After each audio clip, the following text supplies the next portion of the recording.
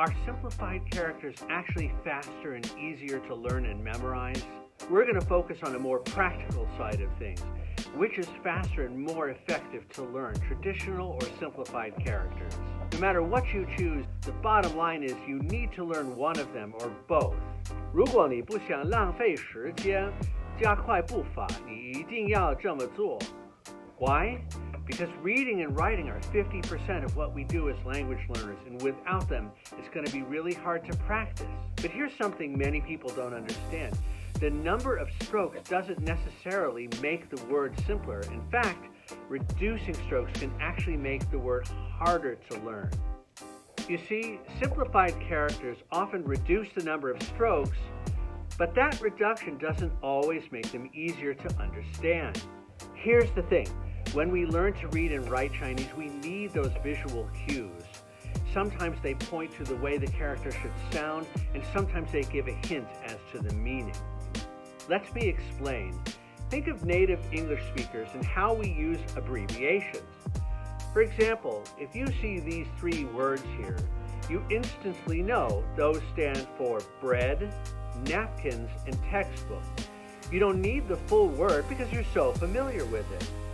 But in a similar way, simplified Chinese characters can be like those English abbreviations. If you're a native speaker, you don't necessarily need all the elements there, but it can be tricky for Chinese learners.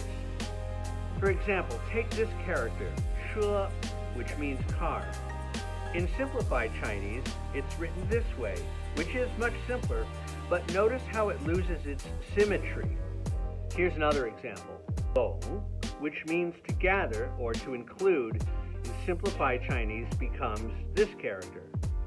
Now the second character loses its more obvious connection to the word for dragon, which is still there in the traditional version. As Ash Henson points out in his article on the Hacking Chinese website, there's an overuse of the radical yo in simplified characters. Take a look at these examples. Han changes into this character. Nan becomes this. Shu becomes this. Deng becomes this, and so on. Well, the problem is that this simplification removes those visual cues that might not have been needed by native speakers, but which are helpful for learners.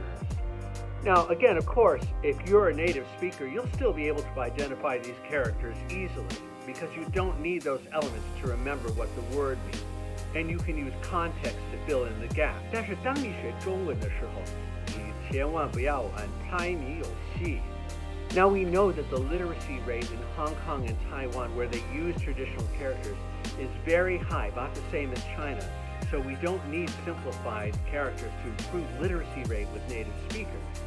So while simplified characters might speed up the actual writing, they don't actually increase the literacy rate.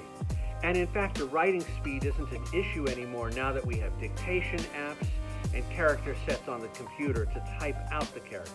所以呢，你不用担心. If you're learning simplified characters right now, that's great. Keep doing what you're doing. But as you get more advanced, consider learning traditional Chinese characters as well. They'll give you a deeper understanding of the words, and then you'll be able to read and write in both systems. At the end of the day, the goal is to become more fluent, and learning to read and write is going to help you with that. And whether you choose traditional or simplified characters, you got to keep going with it. Chinese is already challenging enough, but keep it up. It's really worth it, I promise. And if you haven't already, don't forget to give traditional characters a shot sometime down the road. Thanks for watching. 祝你今天开心，我们下次见吧，拜拜。